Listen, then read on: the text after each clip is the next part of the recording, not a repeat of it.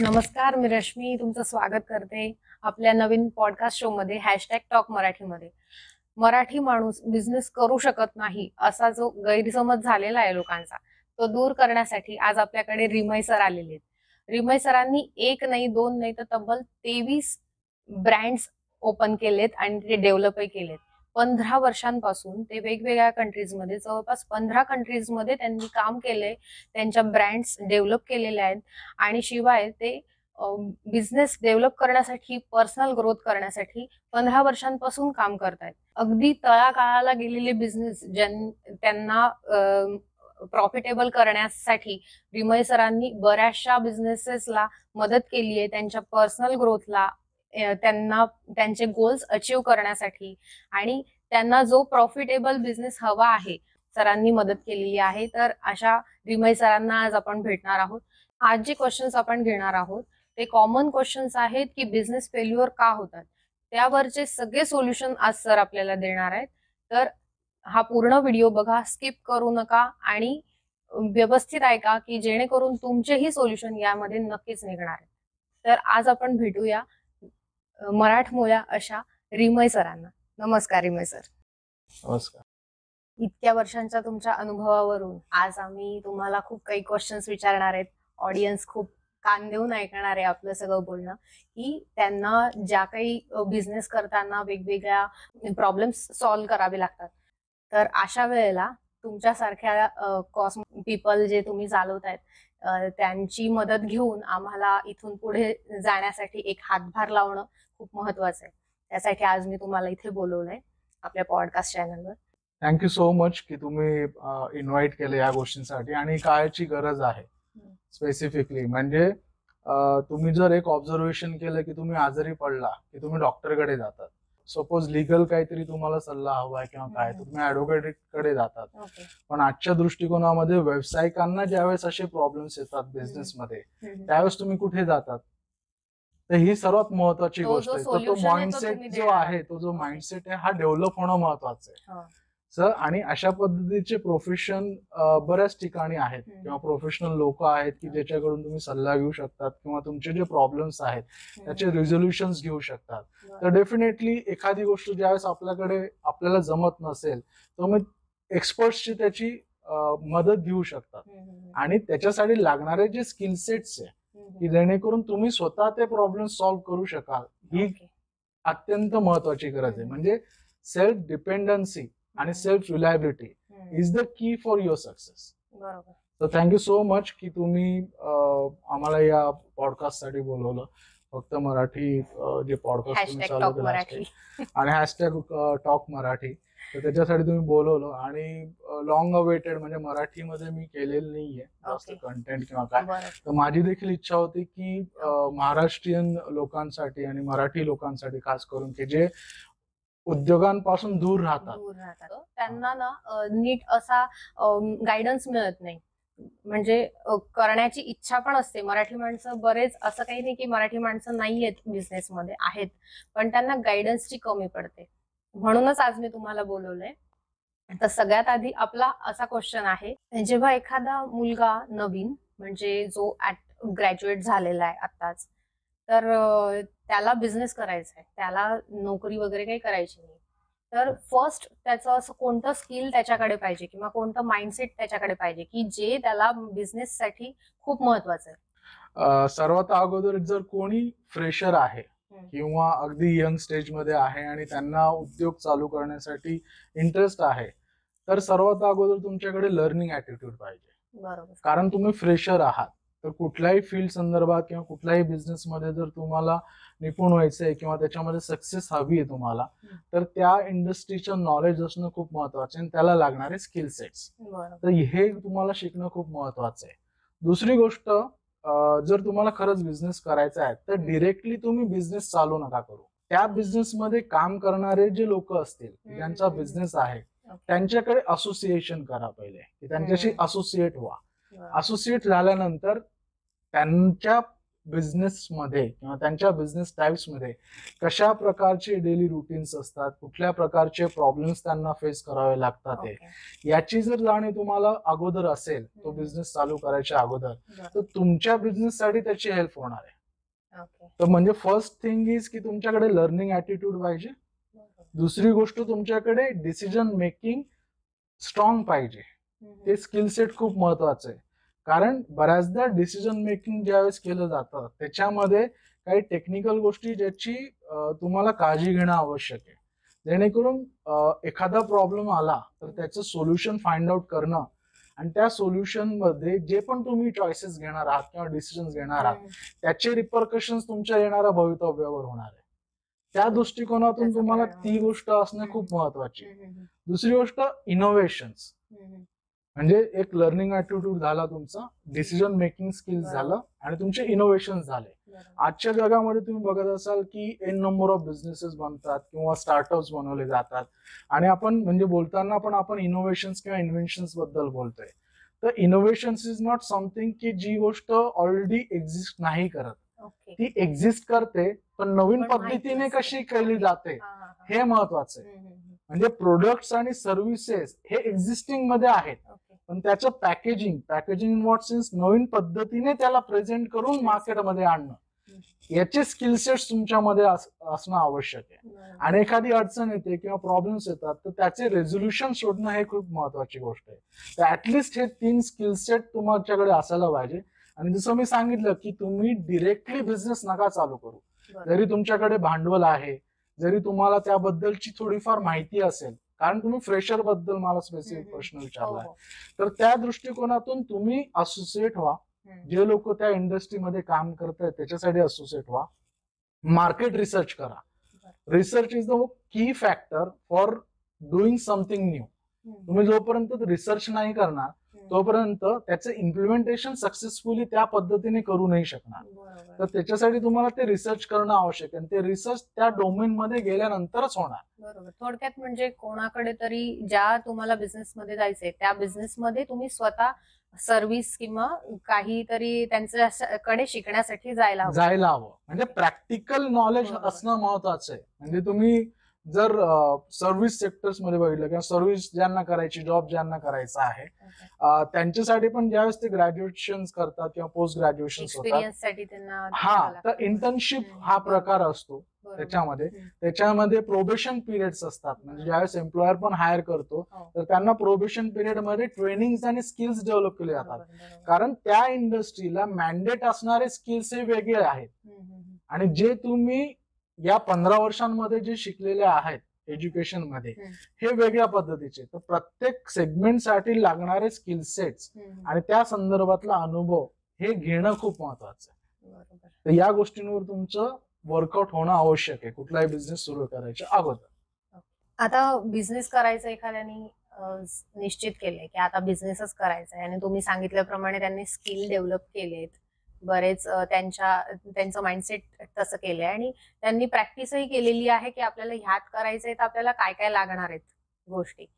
तर आता फंडिंग कुठून येणार, सगळ्यात महत्वाचा गोष्ट तर की आई वडिलांकडे असणं ते तर आहे, प्रॉपर्टी असणं वगैरे, पण काही काहींकडे तर ते पण नसतं.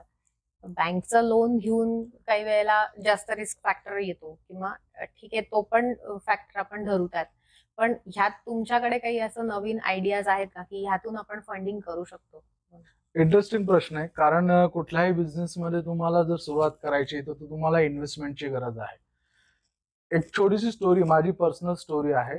ज्यावेळेस मी एका नवीन व्हेंचर चालू केला 2016 अराउंड मध्ये, त्यावेळेस चॅलेंजिंग होतं की मला एक 1.5 ते 2 लाखाची इन्व्हेस्टमेंट सुरुवातीलाच करायची. अगोदर टेस्टिंग करणं आवश्यक आहे कुठल्याही प्रोडक्ट किंवा सर्व्हिसेससाठी.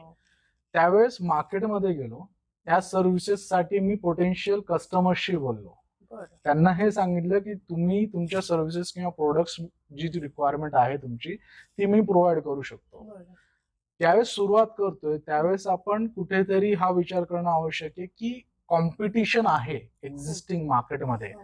तर तुमचं एक तर डिलिव्हरी जी आहे प्रोडक्टची किंवा सर्व्हिस कमिटमेंटची ती त्या लेवलला व्हायला पाहिजे आणि समोरच्या कस्टमरला कन्व्हिनियन्स म्हणून त्याला अफोर्डेबिलिटी हा फॅक्टर मॅटर करणार आहे. बरोबर. म्हणजे कॉम्पिटेटिव्ह जर तुम्ही प्राइसिंग दिली आणि तरच क्वालिटी हो. तुम्ही जर सर्व्हिस प्रोडक्ट दिलं गेलं तर त्याने फायदा होईल. तर हे सांगायचं कारण की एक्झॅक्ट. त्या दृष्टिकोनातून कस्टमर मी अक्वायर केला, बरं. त्याचे ऍडव्हान्स घेतला, then I invested that money again. Okay. म्हणजे ऍडव्हान्स घेऊन मग तुम्ही तो Exactly. चालू केलं. तर मी हे बघितलं की त्याचा स्कोप आहे की नाही आहे. मी टेस्ट केलं market whether it is practically feasible for me और नॉट, ओके. आणि ते प्रॅक्टिकली आपल्याला longer period of the time साठी फायदा होईल की नाही होईल. तर तसं तुम्ही टेस्टिंग करू शकतात ही गोष्ट, ज्याने ते फंड्स पण येणार जे इन्व्हेस्ट करायचे. ओके. हा एक भाग. आता वेगवेगळे प्लॅटफॉर्म्स आहे, म्हणजे जे पारंपरिक जे माध्यम आहे की जिथून तुम्ही फंडिंग घेतात, त्याच्या व्यतिरिक्त आजच्या जगामध्ये काय काय गोष्टी आहेत. तर आजच्या याच्यामध्ये एक तर बूट स्ट्रॅपिंग एक प्रकार आहे. ओके. किंवा बूट स्ट्रॅपिंग फायनान्स म्हणजे कसं असतं की अर्ली रेव्हेन्यू स्टेज म्हणलंय, म्हणजे मी आता जे तुम्हाला एक्झाम्पल दिलं हे early stage of the revenue आहे. ऍडव्हान्स हा, तर त्या रेव्हेन्यू अर्ली स्टेजच्या रेव्हेन्यू मधूनच मी इन्व्हेस्ट करतोय. बरं. That is a one thing. हा. हा बूट स्ट्रॅपिंग हा प्रकार असतो. आणि काही माझे सेव्हिंग असतील किंवा early revenue, okay. This is the one type of the funding. Second, आता सध्याच्या प्लॅटफॉर्म्स मध्ये क्राऊड फंडिंग हा एक मेजर रोल प्ले करतोय. बरं. So what is crowd funding? Crowd funding म्हणजे वेगवेगळे ऑनलाईन प्लॅटफॉर्म्स आहेत, वेगवेगळे एजन्सीज आहेत, इन्स्टिट्यूट्स आहेत, की ज्याच्यामध्ये वेगवेगळे स्तरातले लोक इन्व्हेस्ट करतात बिझनेसेस मध्ये. इफ यू हॅव आयडिया किंवा तुमचा बिझनेस तुम्हाला चालायचा आणि तुम्हाला क्राऊड फंडिंग हवी आहे, त्या ठिकाणी तुम्हाला तुमचं प्रेझेंटेशन द्यावं लागतं, तुमचे बिझनेस प्लॅन त्यांच्यापर्यंत पोहोचवावे लागतात. ऍज अन इन्व्हेस्टर म्हणजे कोणीही करू शकता, असं नाही की तुम्हाला अगदी क्रोर्स मध्ये किंवा लॅक्स मध्ये इन्व्हेस्टमेंट करायची. तुम्ही अगदी 500 रुपयापासून देखील सुरुवात करू शकता आणि इक्विटी स्ट्रक्चर मध्ये बेनिफिट्स दिले जातात. तर अर्ली स्टेजच्या बिझनेसेस मध्ये का इन्व्हेस्ट करतील लोक? कारण त्याच्या ROI जास्त आहे. जर मी एस्टॅब्लिश बिझनेस मध्ये ज्यावेळेस मी इन्व्हेस्ट करेल तर माझा इक्विटी कमी होऊन जातो. पण ज्यावेळेस मी अर्ली स्टेज मध्ये इन्व्हेस्ट करतो ऍज अन इन्व्हेस्टर, त्यावेळेस मला रिटर्न ऑन इन्व्हेस्टमेंट खूप जास्त असतात. क्राऊड फंडिंग जे आहे, म्हणून क्राऊड फंडिंग हे जास्त डिमांड मध्ये आहे. तर हा एक दुसरा टाइप ऑफ फंडिंग आहे. आणि आजच्या युगामध्ये एंजल फंडर्स किंवा व्हेंचर कॅपिटलिस्ट अशा पद्धतीचे तुम्ही टर्म्स ऐकले असतील. जर खरंच तुमच्याकडे आयडिया लेवलला जरी कॉन्सेप्ट असला की अजून तुम्ही बिझनेस चालू नाही केलाय, पण आयडिया लेवलला आहे, कॉन्सेप्ट लेवलला आहे, त्याची तुम्हाला बिझनेस प्लॅन्स बनवता यायला पाहिजे. त्याच्यासाठी पिच डेक हा एक टेक्निकल शब्द आहे की ज्याच्यासाठी पिच डेक क्रिएट करता यायला पाहिजे. तुमची आयडिया पुढच्या इन्व्हेस्टरला, समोरच्या इन्व्हेस्टरला ते समजून सांगणं, कन्व्हिन्स करणं आणि याच्यामधलं पोटेन्शियल दाखवणं, हे स्किल्स तुमच्यामध्ये असणं आवश्यक आहे. जेणेकरून तुम्हाला जो इन्व्हेस्टमेंटसाठी आजच्या युगामध्ये जी रिक्वायरमेंट असते ती रिक्वायरमेंट मिळू शकते. आता याच्यात बरेच टेक्निकल गोष्टी आहेत. म्हणजे मी जी प्रॅक्टिस करतो लिन 6 सिग्मा, त्याच्यामध्ये फायनान्शियल मॅनेजमेंट हा एक स्पेसिफिक अजेंडा असतो की त्याच्यामध्ये आम्ही planning, structuring, how to raise the fund for your business, अशा वेगवेगळ्या टाईप्सच्या गोष्टी त्याच्यामध्ये इन्व्हॉल्व असतात. म्हणजे business plan, speech decks, funders कुठून शोधायचे, कशा पद्धतीने त्यांना अप्रोच करायचा, तुमच्या आयडियाचे प्रेझेंटेशन कसे द्यायचे आणि फंड रेझिंग कुठून तुम्ही करू शकतात, याचे गाईडलाईन्स असतात. आणि लिन 6 सिग्मा मध्ये फायनान्शियल मॅनेजमेंटवर स्पेसिफिक गोष्टी दिलेल्या असतात. तर त्या टेक्निक्स वापरून आपण तशा पद्धतीच्या त्या गोष्टी लोकांपर्यंत देत असतो. तर हे 2-4 सेगमेंट्स आहे. म्हणजे एक तुमचं बूट स्ट्रॅपिंग झालं, क्राऊड फंडिंग झालं, सीड फंडर्स, एंजल फंडर्स झालं, व्हेंचर कॅपिटलिस्ट झाले. सीड फंडर्स म्हणजे अर्ली स्टेज इन्व्हेस्टर्स आहेत. व्हेंचर कॅपिटलिस्ट थोड्या पुढच्या सिरीज, म्हणजे सिरीज ए वगैरे असे प्रकार असतात त्याच्यामध्ये. तर त्या याच्यामध्ये व्हेंचर कॅपिटलिस्ट असतात. तर प्रूव्हन बिझनेस मॉडेल असतं, त्यावेळेस VCs येतात. आणि ऍट द अर्ली स्टेज तुम्ही एंजल किंवा सीड फंडर्स कडे तुम्ही ऑप्ट इन करू शकता. असे हे प्रकार आहे इन शॉर्ट, की नवीन पद्धतीने आता इन्व्हेस्टमेंट तुम्ही कुठे घेऊ शकता. बाकीच्या तर मी रिपीट नाही करत. बँक्स किंवा फॅमिली, फ्रेंड्स या सर्व गोष्टी आहेतच. बिझनेस फेल्युअरचं सगळ्यात मोठं कारण म्हणजे कस्टमर.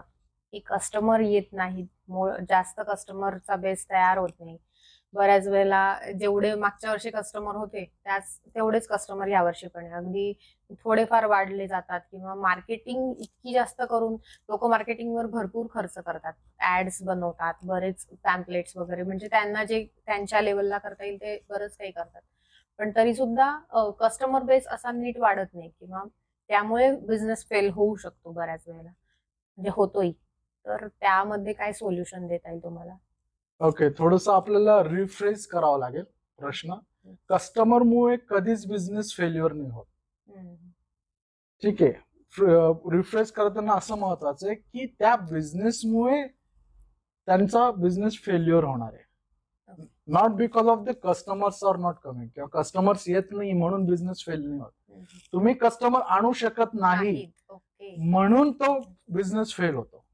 ओके, तर हे अंडरस्टँड करणं किंवा हे माइंडसेट ठेवणं हे खूप महत्वाची गोष्ट आहे.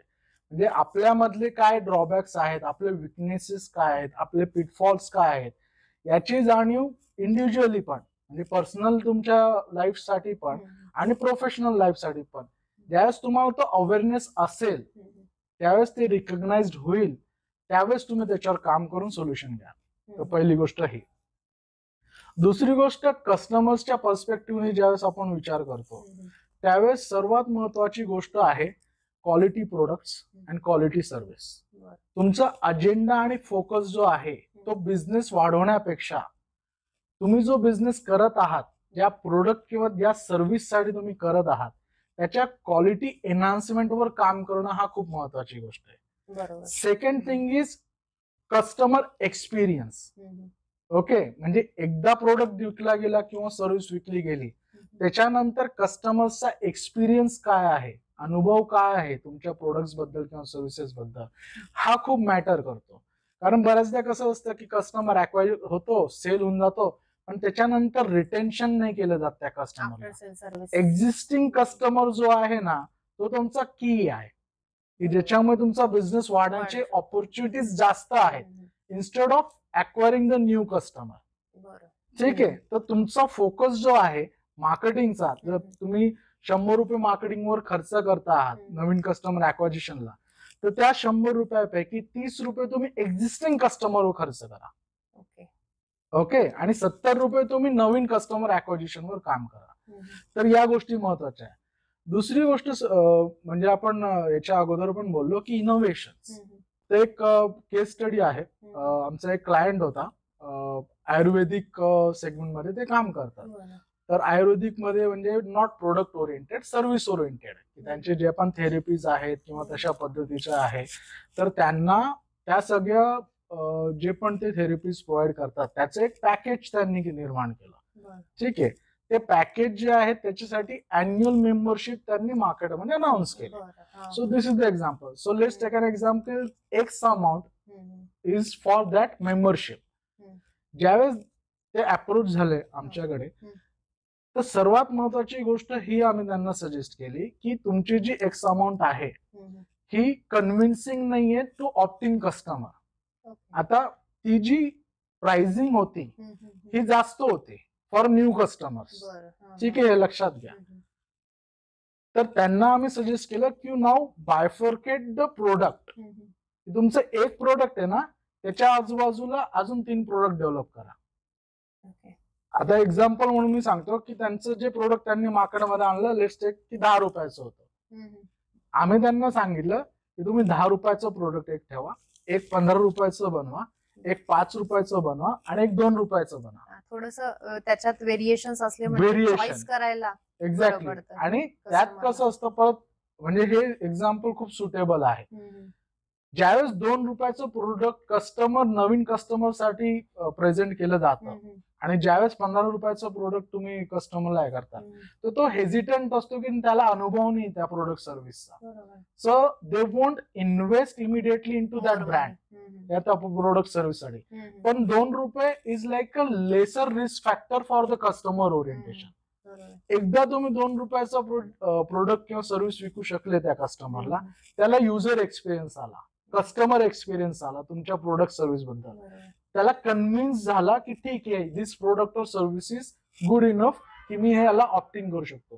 तो 2 रुपयावरून जम्प करेल 5 रुपयावर. That can be converted into 15 rupees of product. याने काय झालं, ऍज अ बिझनेस म्हणून त्यांनी एकच प्रोडक्ट आणला, पण त्या प्रोडक्टसाठी त्यांना कस्टमर नाही. प्रोडक्ट सेम आहे, पॅकेजिंग वेगळं करा, जेणेकरून opportunities for the customer will be available. याच दुसरं एक एक्झाम्पल देतो. कुठलीही कॉर्पोरेट सेक्टरची मोठी एमएनसीज म्हणा किंवा प्रोडक्ट ज्यावेळेस मार्केटमध्ये येतो, म्हणजे तुम्ही आजच्या प्रॅक्टिसेस मध्ये पण ते बघाल, फ्री सॅम्पलिंग होतं. बरोबर आहे. फ्री सॅम्पलिंगने एक तर ब्रँडिंग, मार्केटिंग या गोष्टी येतात, आणि सर्वात महत्वाचं कस्टमर युजर एक्सपिरियन्स येतो. जर तुम्ही कस्टमर युजर एक्सपिरियन्स वाढला, जर 10 पैकी 2 लोकांना आवडला, तर ते 2 लोक त्या फ्री सॅम्पलिंग वरून पेड प्रोडक्ट येतील. दुसरी गोष्ट, तुम्ही शॅम्पू वापरतात आज, बरोबर आहे. शॅम्पू समवेअर अराउंड 250-500 डिपेंडिंग, त्याचं क्वांटम मोठा असतो, 200 ml, 150 ml, it's like that. पण त्याचे सॅशे पण येतात, 2 रुपयाचे, 5 रुपयाचे, 10 रुपयाचे.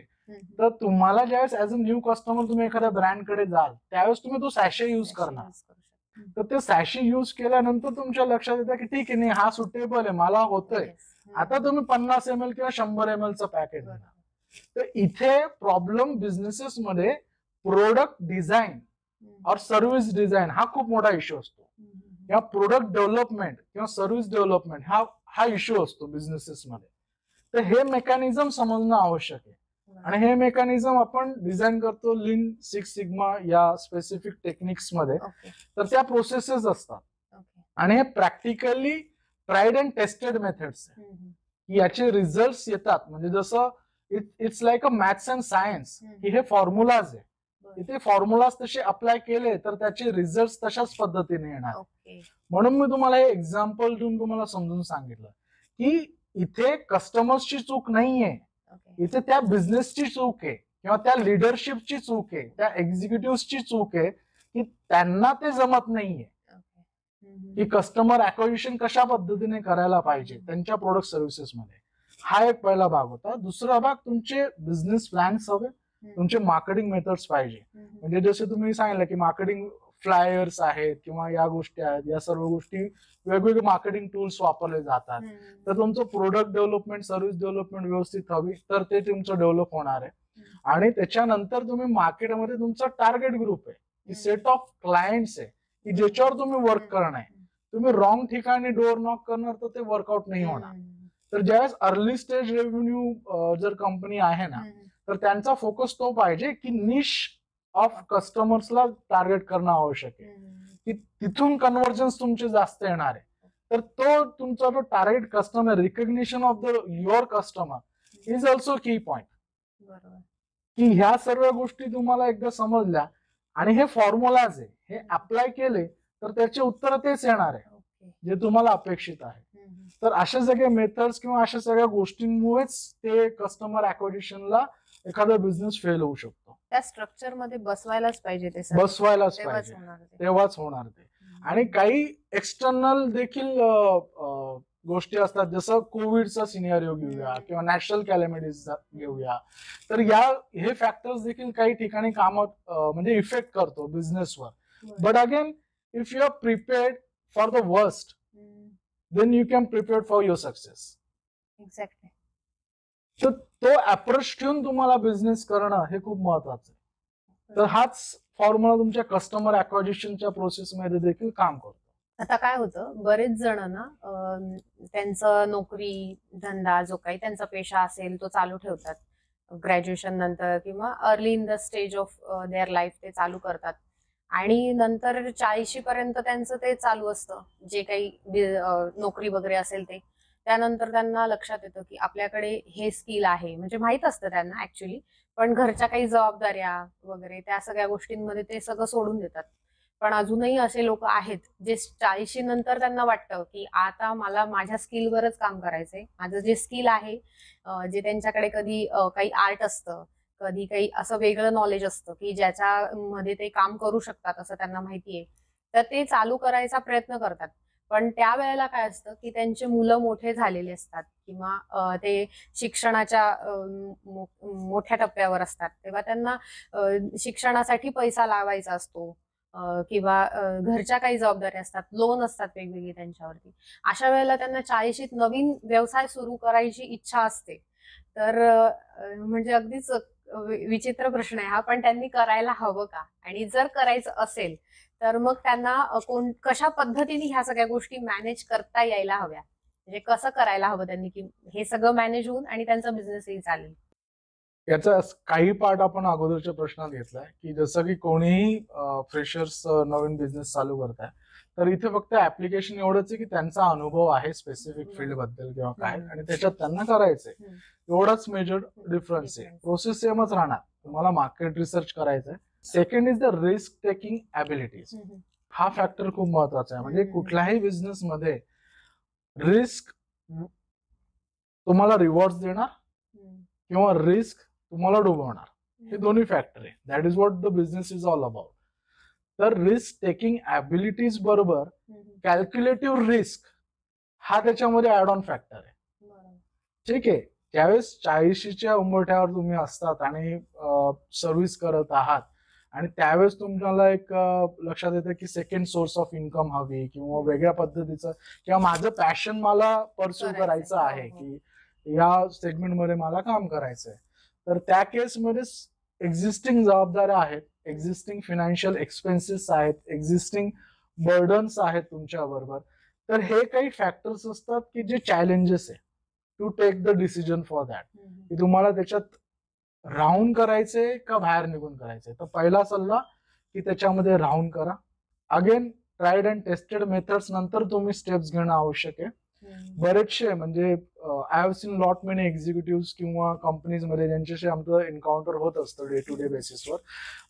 35 नंतर किंवा 40च्या आसपास त्यांना एक लक्षात येतं की आता ठीक आहे, आपलं इन्कम आहे, आपली स्टेबल इन्कम झाली, आपल्याला जे इनिशियली एवढ्या गोष्टी होत्या त्या आपण फुलफिलमेंट केल्या, आता मला एक्सपेरिमेंटेशन करायचे. तर त्या एक्सपेरिमेंटेशन्स मध्ये तुम्ही तिथे एक्झिस्टन्स ठेवून तुम्ही इन्व्हेस्टमेंट चालू करा. मे बी तुमच्या रिलेटिव्ह मध्ये, फ्रेंड्स मध्ये, तुमचे स्पाउस म्हणा, तुम्ही तो बिझनेस त्यांना चालू करून द्या. Okay, so that once that business will trigger you will come to know की how it is working, whether it's working or not. And again formula आहे, तुम्ही तसं केलं तर ते डेफिनेटली वर्क करणार. Okay, so you need to have that formulations with you. तर ते तशा पद्धतीने तुम्ही करू शकता. एकदा तुमचं जे एक्झिस्टिंग अर्निंग आहे त्या टप्प्यावर तुम्ही बिझनेसवर पोहोचलात की बिझनेसमध्ये तो रेव्हेन्यू यायला सुरुवात झाली, त्यावेळेस तुम्ही तुमच्या सर्व्हिस मधून तुम्ही पाय बाहेर काढून त्या बिझनेसमध्ये येऊ शकता. बट अगेन इट डझंट मीन की रिटेन्शन राहणार किंवा ग्रो होणार. Business is all about risk. तर त्या गोष्टींचा विचार करून तुम्ही पुढे जाणं आवश्यक आहे. तर करायला हवं की नाही, डेफिनेटली करायला हवं, बिकॉज इट्स युअर पॅशन आणि तुम्ही त्याला पुढे घेऊन जायलाच पाहिजे. तर तुमची पर्सनल आणि प्रोफेशनल ग्रोथ होऊ शकते ही गोष्ट. पण या सर्व गोष्टींचा विचार करून तुम्हाला जाणं आवश्यक आहे. एक स्पेसिफिक फायनान्शियल मॅनेजमेंट ही गोष्ट तुम्ही करू शकतात विथ ऑल टूल्स आणि जे मेथड्स अप्लाय केले जातात त्याचा वापर करून या सर्व गोष्टींमध्ये वापर करू शकता आणि तसं तुम्ही पॉझिटिव्हली ते पाऊल तुम्ही पुढे घेऊन जाऊ शकता. आणि हे फॉर्म्युलेशन तुम्ही देणार? ऑफकोर्स, आम्ही त्यासाठीच सर्व्हिस देतोय मार्केटमध्ये. आता ना बऱ्याच वेळेला असं होतं की रेंटवर शॉप घेतलं जातं किंवा एखादी जागा घेतली जाते जिथे त्यांचा बिझनेस चालू असतो आणि रेंटवर घेतल्यामुळे 11 महिन्याचा करार असतो किंवा 2 वर्षाचा, 3 वर्षाचा. तोपर्यंत त्यांना बिचाऱ्यांना बिझनेस सेट करण्यापर्यंत जातो आणि एकदा बिझनेस सेट झाला की मालक येऊन सांगतो की जागा खाली करा. हा एकदम कॉमन रिझन आहे बऱ्याच लोकांचा. एकतर ते त्यांचा बिझनेस तिथून शिफ्ट करतात दुसरीकडे, त्यामुळे बऱ्याचदा कस्टमर बेस कमी होतो त्यांचा आणि थोडा बिझनेस कमी होतो. हळूहळू बिझनेस काही वेळेला बंद पण करायची वेळ येते. तर हा खूप कॉमन क्वेश्चन आहे की त्यांना रेंटवर शॉप घ्यावे लागतात आणि मग नंतर सोडावे पण लागतात बिझनेस स्टार्ट झाल्यानंतर. तर ह्यावर सोल्युशन काय? कारण जो बिझनेस स्टार्ट रेंटवर होतो त्यांच्याकडे ऑब्व्हियसली त्यांच्याकडे फंडिंग नसतं की स्वतःची जागा घ्यायची. तर मग अशा वेळेला आपण काय करता येईल आपल्याला? म्हणजे सिंपल सोल्युशन त्यासाठी म्हणजे अगदी कॉमनली जसं विचार केला किंवा तुमच्या प्रश्नात एक गोष्ट आली की हा कॉमन प्रॉब्लेम आहे. हा जर कॉमन प्रॉब्लेम आहे तर याच्यावर वर्कआउट अगोदर करणं आवश्यक आहे. बरं. पहिली स्टेप की तुम्हाला जर माहिती आहे की हा कॉमन प्रॉब्लेम आहे तर त्याच्यावर वर्कआउट करणं अगोदरच हे पहिली स्टेप. सेकंड स्टेप, जर कॉमन प्रॉब्लेम आहे तर त्याच्यासाठी सोल्युशन काय की तुम्ही लॉंग लीज साठी लॉक करा प्रॉपर्टी. बर.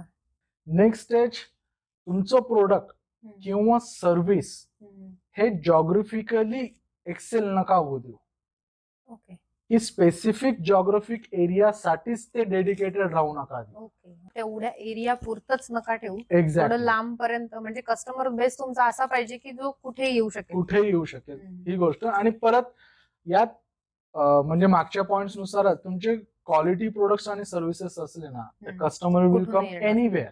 बरोबर. सो इट डझंट मॅटर की तुम्ही अगदी म्हणजे इथे बिझनेस करताय आणि रेस्टॉरंट चालवत आहात पण तुम्हाला प्रॉपर्टी सोडावी लागते XYZ रिझन साठी आणि तुम्ही शिफ्ट केले पण तुमची प्रोडक्ट किंवा सर्व्हिस किंवा तुमचे मेन्यू क्युसिन्स किंवा ज्या पद्धतीची तुमची हॉस्पिटॅलिटी आहे त्याच्यासाठी कस्टमर तुम्हाला शोधत आहे.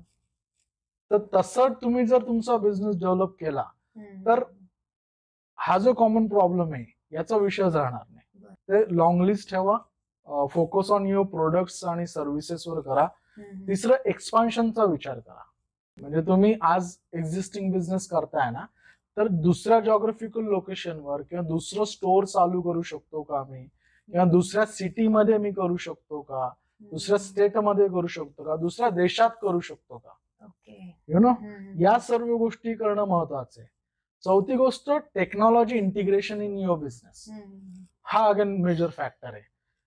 ज्यावेळेस कोणी अर्ली स्टेज बिझनेस चालू करत असेल किंवा काय तर तुम्ही तुमचे प्रोडक्ट्स कशा कशा पद्धतीने सेल करू शकतात कस्टमर्स पर्यंत याचं वर्कआउट करणं खूप महत्वाचं आहे. फॉर एन एक्झाम्पल, म्हणजे आमच्याच केसमध्ये आम्ही एक फॅशन ब्रँड चालू केला. तर we did not focus only on the offline segment, we concentrated on the online segment also.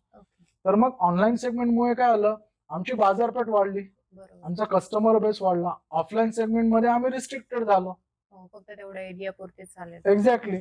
तर तशा पद्धतीचे काही तुम्ही गोष्टी किंवा त्या टेक्नॉलॉजीला अडॉप्टेशन तुम्ही करू शकतात का तुमच्या प्रोडक्ट्सला सर्व्हिसला घेऊन, याच्यासाठी वर्कआउट करणं महत्वाचं आहे. तर हे 3-4 गोष्टी आहे की ज्याच्यामुळे तुम्हाला त्या गोष्टींसाठी फायदा होणार. पण अगेन की तुम्ही डिपेंडंट नका राहू एक्सटर्नल फॅक्टरवर, आणि त्या एक्सटर्नल फॅक्टरची तयारी तुमची असायला पाहिजे. इफ यू आर अवेअर, म्हणजे तुमच्याकडे जर फोरसाईट असेल की हे प्रॉब्लेम्स असू शकतात किंवा येऊ शकतात तर त्याच्या सोल्युशन्सवर तुम्ही आज काम करू शकता. आणि आपल्या मेथड्स मध्ये देखील त्याचे फॉर्म्युलेशन्स असतात की प्रोजेक्शन्स कशा पद्धतीने असतील, काय प्रॉब्लेम्स गोष्टी असू शकतात, किंवा प्रॉब्लेम सॉल्व्हिंग टेक्नॉलॉजी त्याच्यामध्ये इंटिग्रेट केलेली असते. म्हणजे त्याच्यात एरर्स असतात. 3.45 इज द लिनसिक व्हेरिएशन, जो 10 लाखामधून येतो, म्हणजे तेवढीच एरर मार्जिन असतं. So that is perfect. Zero कधीच नाही होणार कुठल्याही बिझनेस मध्ये, किती मोठा बिझनेस घ्या, there has to be an error in your process. पण त्या एरर्स कशा कमी होतात, म्हणजे एक एक्झाम्पल, म्हणजे मी टेक्निकल झाला एक्झाम्पल, की तुम्ही एक प्रोडक्ट मॅन्युफॅक्चर करतात, तर त्या प्रोडक्ट मध्ये 100 जर तुम्ही प्रोडक्ट्स बनवले तर त्याच्यातले 10 प्रोडक्ट्स वेस्ट जातोय, क्वालिटीमध्ये ते रिजेक्ट होत आहे किंवा काय. तर या 10चे तुम्ही 7 वर कसं आणणार, 5 वर कसं आणणार आणि 3 वर कसं आणणार, हे तुमच्यासाठी फॉर्म्युलेशन्स आहे. ते प्रोसेस मॅनेजमेंट, त्या प्रोसेसला कशी एन्हान्समेंट करायची याच्यासाठी ती फॉर्म्युलेशन्स आहेत. तर ते कंटिन्युअस प्रोसेस मध्ये तुम्ही ते इम्प्लिमेंट करून या गोष्टींवर मात आणू शकता. बऱ्याचशा बिझनेस मध्ये, म्हणजे जिथे प्रोडक्शन होतं ना, अशा बिझनेस मध्ये काय होतं की लेबर जे सोडून जातात कामं, स्किल्ड लेबर होतात, काही वेळेला 1-1, 2-2 वर्ष तिथे थांबतात, शिकून घेतात आणि मग बरेच स्किल होतात ते त्याच्यामध्ये.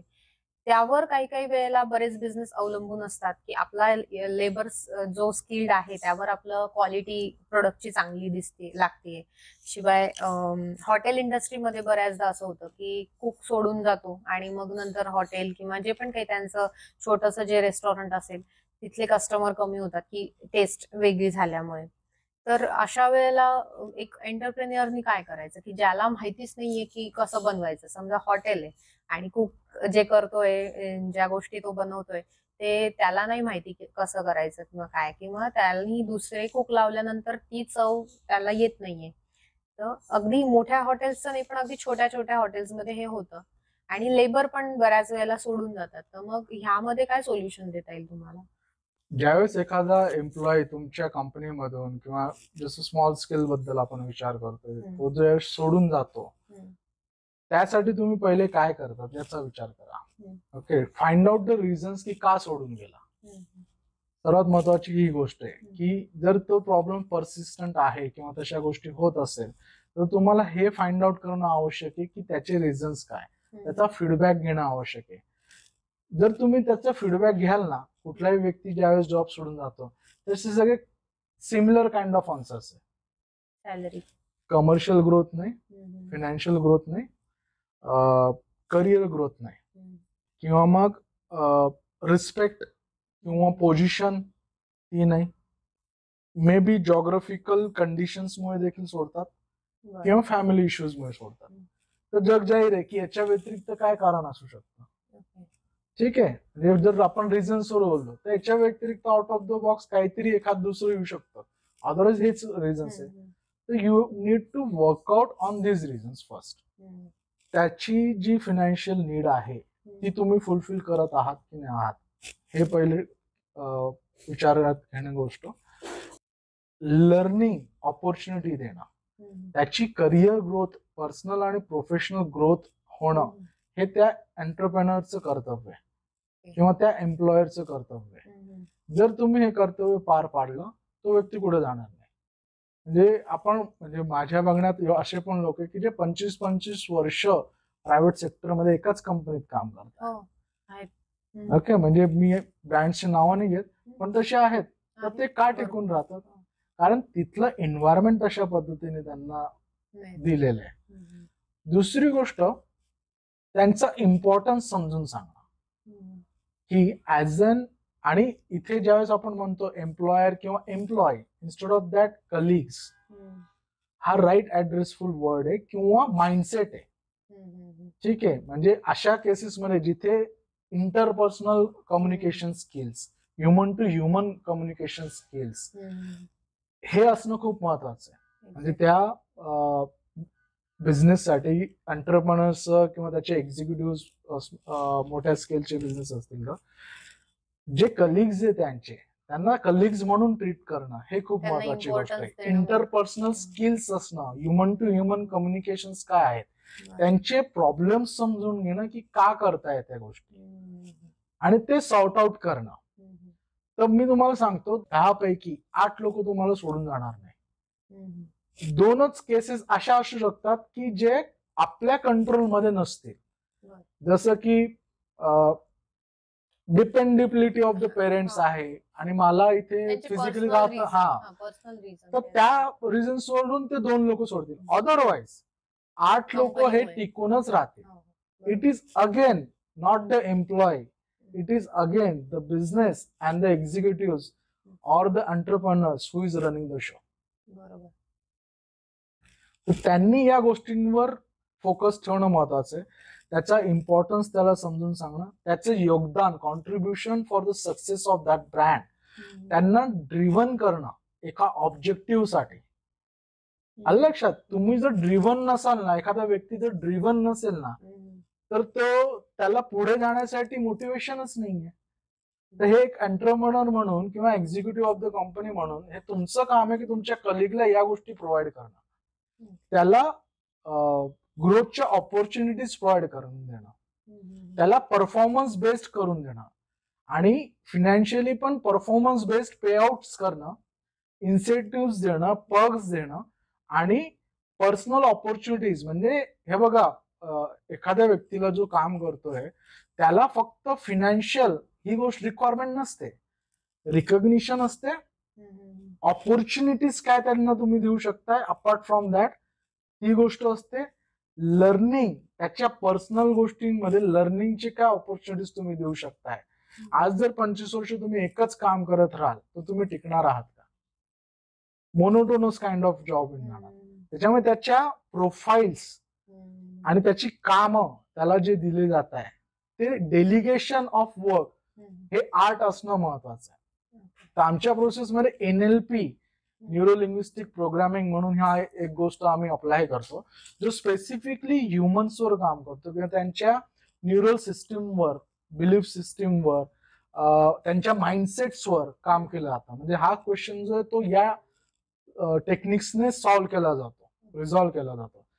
हा दोन्ही पद्धतीने एम्प्लॉईला पण ऍप्लिकेबल आहे, कलिग्सला पण ऍप्लिकेबल आहे, किंवा जो एक्झिक्युटिव्ह आहे, बॉस आहे, एंटरप्रेनर आहे, त्याच्यासाठी पण इम्पॉर्टंट आहे. ज्यावेळेस आमचे ट्रेनिंग सेशन्स असतात, it is not just for the leaders of the company, but again all every individual who is contributing to success of that company, त्यांचं ट्रेनिंग होणं पण महत्वाचं आहे.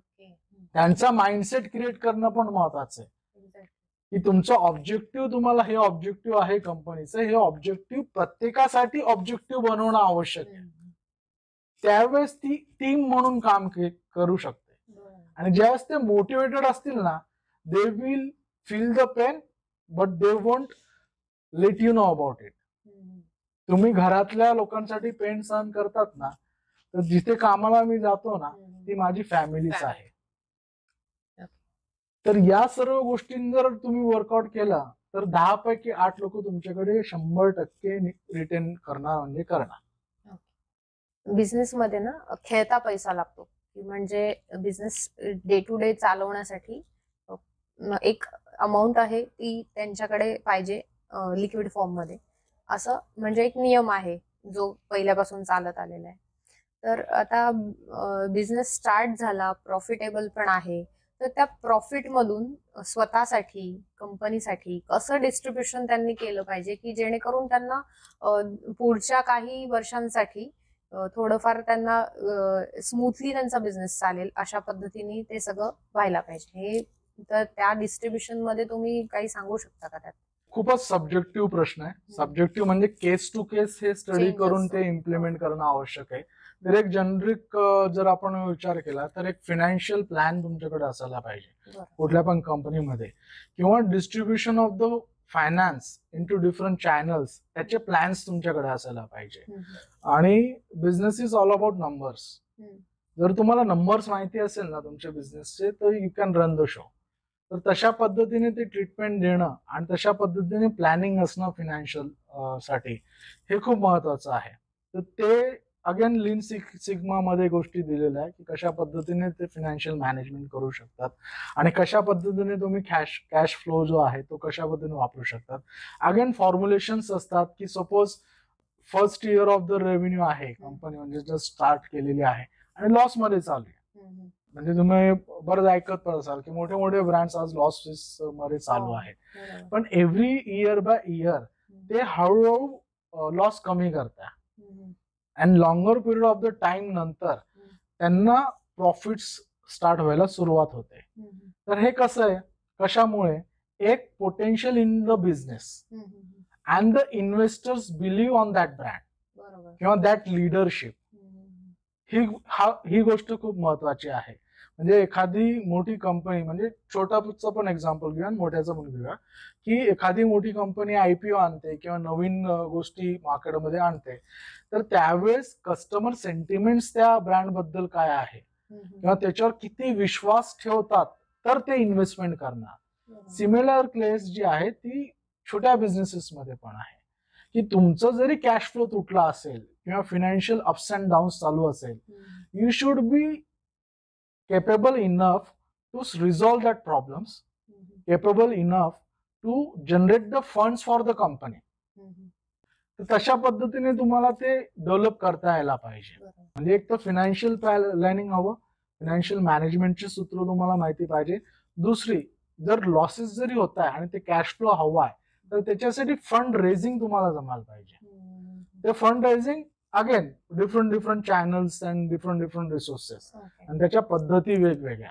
फक्त एवढंच आहे, लिडरशिप म्हणून किंवा एंटरप्रेनर म्हणून त्याला एक तर स्वतःच्या बिझनेसवर कॉन्फिडन्स पाहिजे की ठीक आहे, मी जो बिझनेस करतोय या बिझनेसला मी पुढे घेऊन जातोय.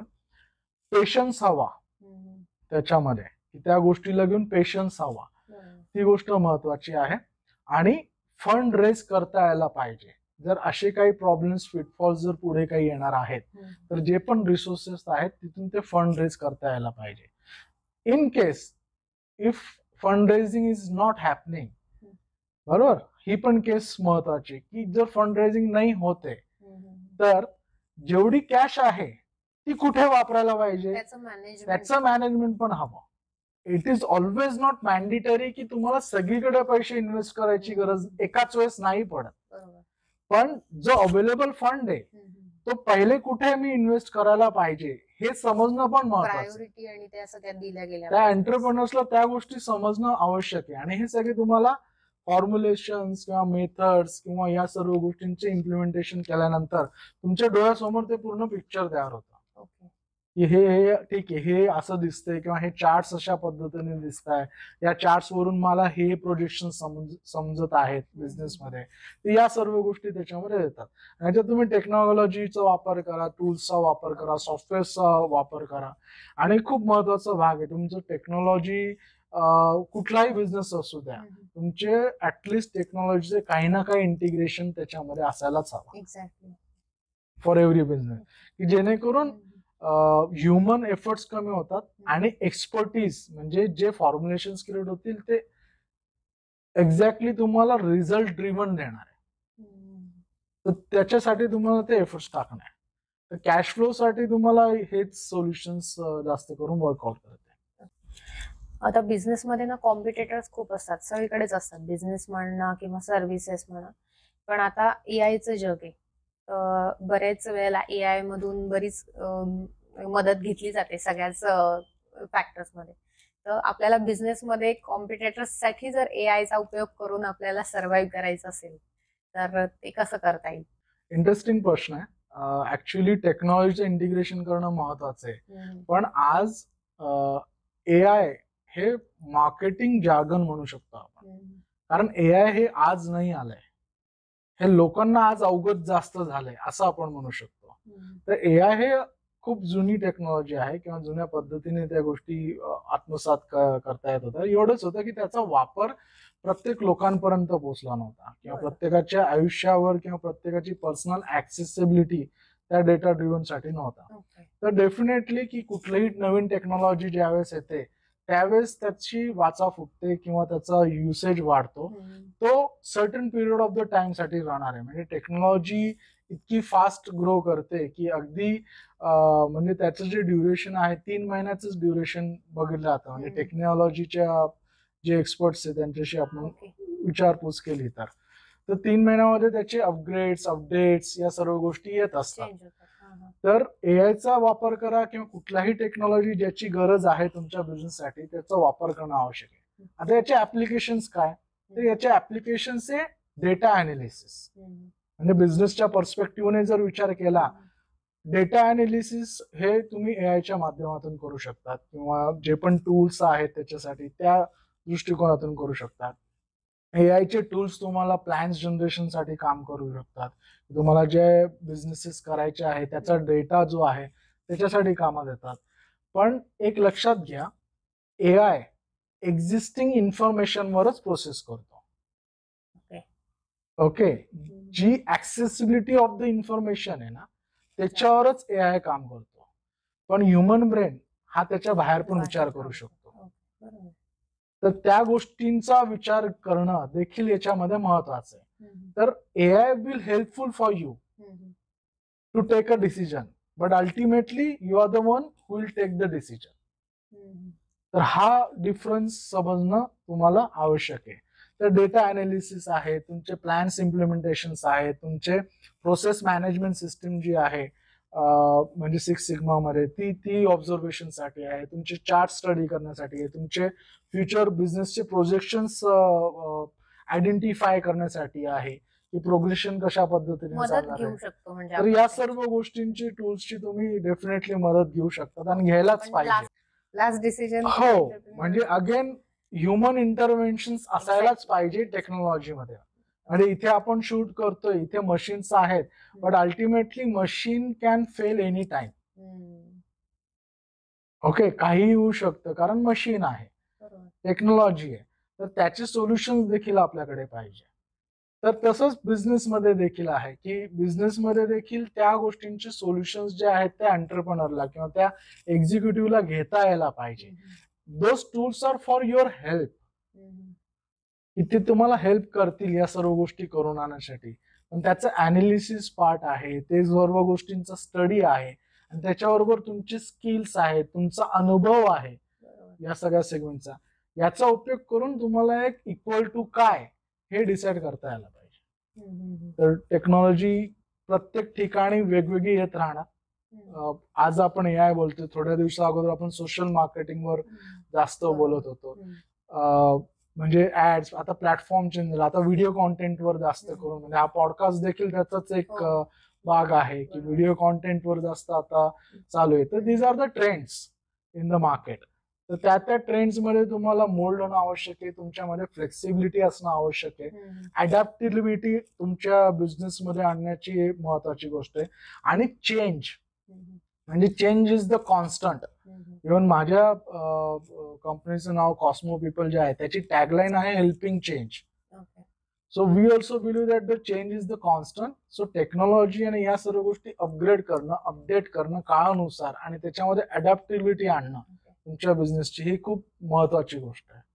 आता लास्ट क्वेश्चन आहे तुमच्यासाठी की बिझनेस चालू केलाय लोकांनी, आपला हा पॉडकास्ट बघून बरेच लोकांना समजेल की अरे आपल्याला पण हे प्रॉब्लेम्स येत आहेत किंवा त्यांचे काही वेगळे प्रॉब्लेम्स असतील. तर आपला हा पॉडकास्ट बघून जर त्यांनी तुमच्याशी संपर्क साधला तर त्यांना त्यांच्या बिझनेसमध्ये म्हणजे सर्व्हाइव्ह करण्यासाठी किंवा नवीन बिझनेस चालू करण्यासाठी तर तुमच्याकडून अशी काय मदत मिळेल की जेणेकरून त्यांचा जो बिझनेस आहे तो व्यवस्थित चालेल किंवा त्यांना त्यात ग्रोथ करता येईल?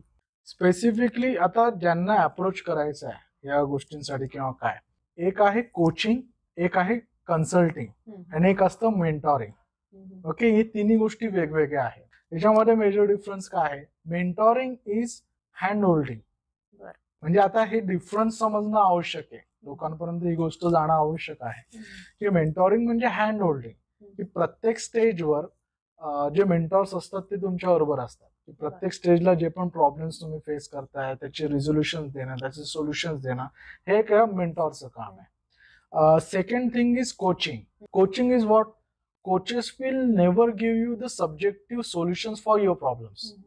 जसं टेक एन एक्झाम्पल, की आपण काही एक्झाम्पल्स घेतले की मला माझ्या मालकाने, शॉप ओनरने मला खाली करायला सांगितली जागा, हा स्पेसिफिक सब्जेक्ट आहे.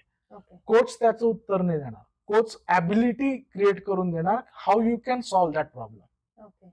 तर कोचचा जॉब तो असतो किंवा एक कोच म्हणून ज्यावेळेस काम केलं जातं तर coaches will make you self reliant, make you self reliable, problem solver, की जे पण प्रॉब्लेम्स येतील ते कशा पद्धतीने सॉल्व्ह करायला पाहिजे याचे रस्ते आणि सोल्युशन्स तुम्ही स्वतः फाइंड आउट करणं आणि ती कॅपॅबिलिटी तुमच्यामध्ये डेव्हलप करणं, हे एका कोच प्रोफेशनलचं काम असतं. आणि एक असतं consultant. Consultant is like just we are discussing right now. This is the problem. This is the solution. That is the consultant job. Subject to की तो स्पेसिफिक क्वेश्चन्सलाच सोल्युशन देणार आहे तुम्हाला, not to the overall structure of your business. So subject to that. तर लोक definitely या तिन्ही गोष्टींसाठी आमच्याकडे अप्रोच करू शकतात. कॉस्मो पीपल जे आहे स्पेसिफिकली 4 डिफरंट रोल्स प्ले करतात. One is we work as a consultant. Second is we are the implementing agency. नाव ज्यावेळेस कन्सल्टंट म्हणतो ते कन्सल्टंट मी तुम्हाला एक्सप्लेन केला. इम्प्लिमेंटिंग एजन्सी म्हणजे काय, की काही मोठे स्केलचे जे बिझनेसेस असतात, एमएनसीज असतात किंवा त्यांच्याकडे ऑलरेडी स्ट्रॅटेजीज आणि प्लॅन्स आहेत, but they don't have who can implement it. तर तो रोल देखील आम्ही प्ले करतो की implementation of your plans. That is also the key factor, की ज्यावेळेस एखादा प्लॅन बनवला जातो तो त्या पद्धतीने इम्प्लिमेंट केला तर तुम्हाला त्याचे रिझल्ट मिळतील. अदरवाईज काय होतं की प्लॅन बनवलाय पण तो तसा इम्प्लिमेंट नाही झाला तर डेफिनेटली रिझल्टवर रिपरकशन्स येणार किंवा त्याचे पिटफॉल्स तुम्हाला बघावे लागणार आहे. तर म्हणून implementation is the key point. So second role of the company is the implementing agency. Third role is for the businesses who are looking for the consulting as well as the implementation part. तर या केसेसमध्ये small scale businesses असतील, individual entrepreneurs असतील, SMEs, MSMEs वगैरे असतील, की जे Cosmo पीपलच्या services ज्या घेतले जातात ते ऍज अ कन्सल्टंट आणि इम्प्लिमेंटर या दोन्ही रोलसाठी अपॉइंट केले जातात. हा झाला आमचा थर्ड रोल. की we can provide you the both the services. And the fourth is the customization of your need. तर आम्ही आमचा रोल डिफाईन करू शकतो as per your requirement, specific subject to the certain project. म्हणजे समोरच्याला काय हवंय त्यानुसार ते कस्टमायझेशन आम्ही प्रोव्हाइड करतो. मग की बिझनेस आहे पण तुम्हाला एखादा प्रोजेक्ट रन करायचा आहे किंवा एखादं प्रोडक्ट नवीन घेऊन यायचं आहे, will be limited to that role itself. That will play only for that product design, product development. Design is not a graphic designing. Design is the जे मी तुम्हाला सॅम्पल अगोदर सांगितलं किंवा एक्झाम्पल मी अगोदर दिलं होतं की प्रोडक्ट डेव्हलपमेंट कसं करायचं किंवा कशा पद्धतीने ह्युमन सायकोलॉजीवर इम्पॅक्ट आणायचा त्या सर्व गोष्टींचा, तर त्याचं वर्किंग करणं या सर्व गोष्टींचा भाग असतो.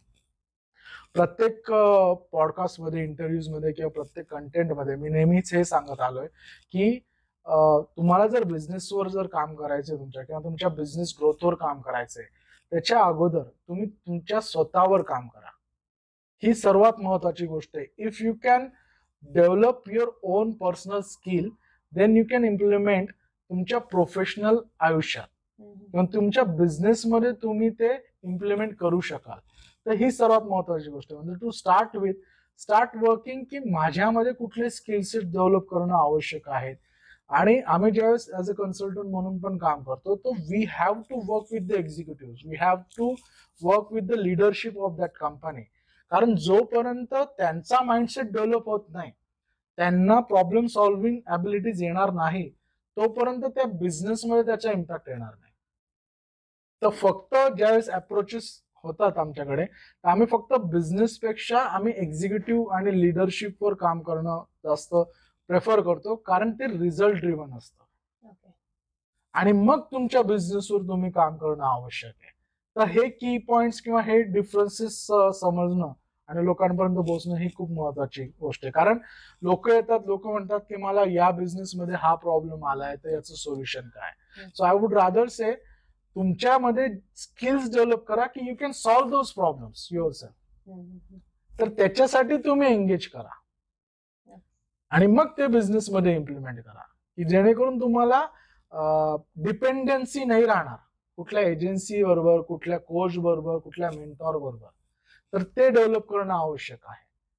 म्हणजे तुम्ही त्यांना स्वतःलाच डेव्हलप करायला भाग पाडतात की जेणेकरून तुम्ही तुमचा बिझनेस जो काही तो रन करू शकाल. एक्झॅक्टली, तुमच्या हिशोबाने. एक्झॅक्टली. आणि म्हणजे आम्ही डिपेंडेबिलिटी ही कमी करण्याचा प्रयत्न असतो आमचा नेहमी, की त्यांचे सेल्फ रिलायंट व्हायला पाहिजे, त्यांचे प्रॉब्लेम सॉल्व्हिंग ॲबिलिटीज असतात, त्या गोष्टी रिझॉल्व्ह व्हायला पाहिजे. लीन सिग्मा ही जी आहे ही त्यांच्या बिझनेसवर काम करते आणि NLP जी आहे त्या एक्झिक्युटिव्हवर काम करतं. म्हणजे त्या लिडरशिपवर आम्ही फोकस करतो, वेगवेगळे टूल्स किंवा या सर्व गोष्टींचा वापर करून. आणि फॉर्म्युलाज आहे, जसं मी सांगितलं, it's a maths and science of the business. So maths and science असल्यामुळे तुम्हाला ते अप्लाय केलं तर त्याचा रिझल्ट तोच येणार आहे. म्हणजे असे पण बरेचसे कस्टमर्स किंवा काय असतात की गॅरंटी काय, गॅरंटी तीच आहे, 2+2 will be always 4 because it's a maths and science. Because it's a maths and science. तर प्रोबॅबिलिटी जी असते ती प्रोबॅबिलिटी तुमची जास्तीत जास्त वाढवता येते. तर त्याच्यामुळे टेक्निक्स, मेथड्स या सर्व गोष्टींचं अमॅलगेशन करून या सर्व गोष्टी इम्प्लिमेंट केल्या जातात. म्हणून ते रिझल्ट ड्रिव्हन तुम्हाला बिझनेसमध्ये फरक जाणवतो. थँक्यू सो मच सर, की आज हा ऑडियन्स आमचा तुम्हाला फॉलो करेल नक्कीच. आणि बऱ्याच क्वेश्चनचे आन्सर्स तुम्ही इथेच देऊन टाकलेले आहेत की जे छोट्या स्केलवर जे काही काम करतायत मुलं आता जे ग्रॅज्युएट झालेले आहेत, मी जसा फर्स्ट आपला जो क्वेश्चन होता, तर बऱ्याच मुलांना याचा नक्कीच फायदा होईल. आणि इथून पुढे त्यांना ह्याच सेगमेंटमध्ये जर पुन्हा एकदा जर गरज पडली तर तुम्ही परत या आमच्या ह्या पॉडकास्टला.